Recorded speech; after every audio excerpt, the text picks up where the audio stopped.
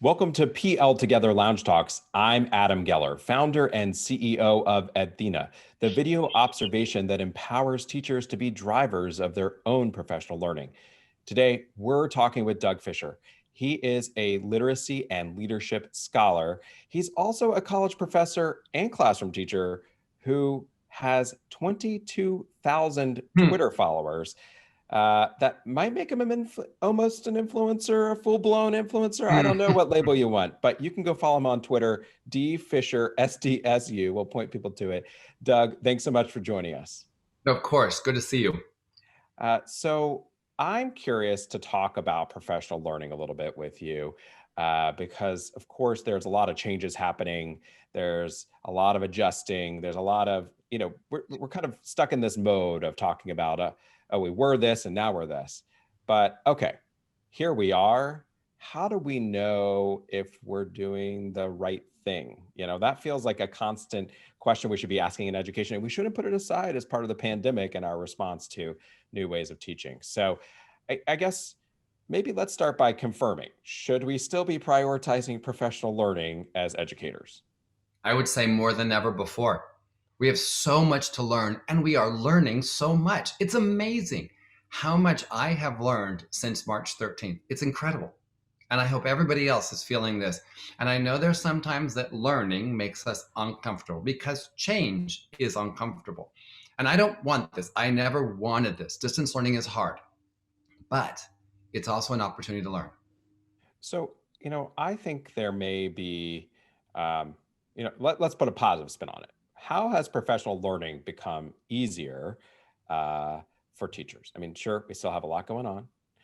Everything's crazy, everything's hectic, but is it possible to say that professional learning is actually easier now than it was, prior to March 13th, as you said?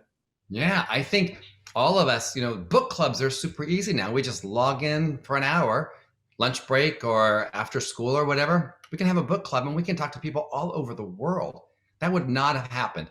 Most of us did not have, video conferencing capability at our fingertips on March 12th. Most of us didn't. We can have a book club. We can sign up for something with no travel, pop in for a couple hours, learn a few things, try them out the next day. There are lots of opportunities to learn and grow as we're experimenting and learning as a field how to do this well. So I think professional learning, we should all be engaged in professional learning. It helps us calm down too. When we build our own confidence, we feel better about our lessons. We feel better about our students' responses to those lessons. So I'd like to talk for just a second about teacher agency. I believe, by and large, teacher agency has decreased. Agency is your belief that when you put forth effort, work, good things happen. And before, teachers would say, I taught this lesson, they learned it, proud at a new SEL lesson, and boy, it was cool. Now the narrative is all the things that are not working. And so our agency is decreasing. So we have to get to the place where we see some benefits from the things we try.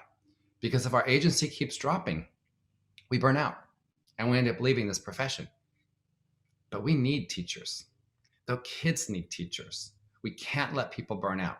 So professional learning is that investment in a skill set so that you can say, I had an impact on a learner today. So, I mean, maybe let's take the dotted line walk between we have a lot more video conferencing tools. We're struggling to kind of find the ways that we are having impact and having successes. I mean, how does in all varieties of it, the pandemic style teaching that happens to have a lot of video, I mean, how's that making it easier for teachers to understand how they're doing? Well, let's take a simple example. This idea of microteaching has been in the research for a really long time. And it's a strange term, but all it means is the teacher selects a short video clip and they share it with a colleague and they talk about the moves and which of those moves impacted learning. And there are, discussion questions. It's not an evaluation. It's not even feedback.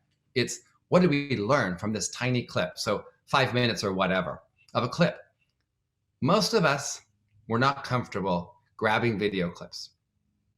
It's a heavy lift, March 12th, to actually say, okay, I will set up my iPad, iPhone, camera, whatever, and I will collect some video and I will bring it to my next conversation with my team. It was hard. Some people did it. Now everybody does it. Everybody's on video now. Everybody can grab 5 minutes of a class, synchronous or asynchronous, and talk about it. And when you have these peer conversations and you say, oh, I hadn't thought of that, I'm going to do that. I watched a teacher just recently who said to her students, okay, cameras on in 3, 2, 1. I don't need to see your faces. I need to see your work. They all did it. They did it. And I said, well, that was easy. Why don't I do that? Why don't I begging kids to turn cameras on? Why don't I make it like I expected? It's normal. Cameras on in 3, 2, 1. Show me your work. That's the power of these short video conversations where we look inside a classroom and we see what our colleagues are doing. It's funny. I think what I'm connecting it to in this explanation you just gave is oftentimes the first pass of explaining the value of looking at teaching on video does kind of center around for folks, pedagogical moves, right? And so we think about, I mean, the one that I always go to is, okay, well, you're going to watch this video and you're going to look for checks for understanding, right? It's a specific content divorced pedagogical move. And I think your example here has that same quality, right? It has that purity of, it doesn't have to be a complex, content, deeply, like rough and big bite to bite off right at the go. Like, wow. I mean, that example you gave of watching the other teacher give the instructions and set the expectations to coincidentally check for understanding is powerful, right? And so you're able to learn from that and talk about the actual teaching and then make changes based on the actual teaching. And of course, I mean, the scholarship supports this type of learning, like actually Yes. looking at teacher practice in order to get better. Right. That's a way that's going to sustain changes for teachers, right? Yep. And I can tell you, when people share those little clips and they start getting the reaction and comments and, oh my gosh, and I hadn't thought of that, it's very fulfilling for the person who shares the video clip. It feels awesome. And that's what we need to build. We need to build that sense that we're doing things that matter. We are teaching in a pandemic. It may not be ideal, but we are still making a difference. I like that. I like that. It's really focusing on what's going right. Like you said, restoring that agency, even initiating this kind of reflective conversation for the purpose of affirming where people are having successes, so you can scale and replicate those across your learning community.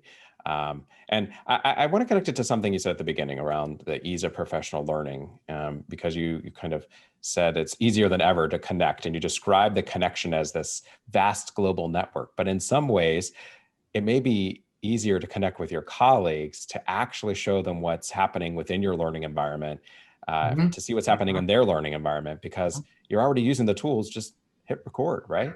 Exactly. And schedule a little time with a couple people and use protocols that are out there. Have a great conversation. There's no perfect lesson. I've never taught a perfect lesson, but I'm learning from colleagues and I hope they're learning from me. That's why we do that. Well, Doug, we need to take a short break. If you're just joining us and wondering what we've talked about before this segment or what we're going to talk about next, head over to pltogether.org for this conversation as well as many others. Doug, thanks so much for being part of PL Together. Now, of course, thank you.